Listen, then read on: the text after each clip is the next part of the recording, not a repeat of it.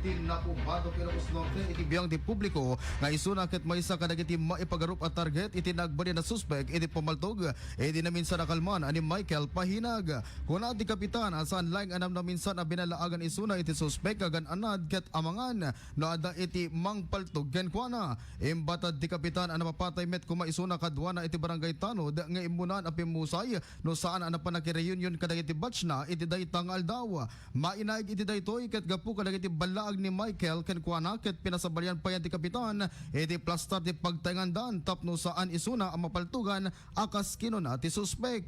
Imbatad di kapitan ana bayagan nga ado ti madamdamag na ken Pahinag sakbay na nga inala akas barangay Tanod akas kuman iti maipagarup a panagpapatay.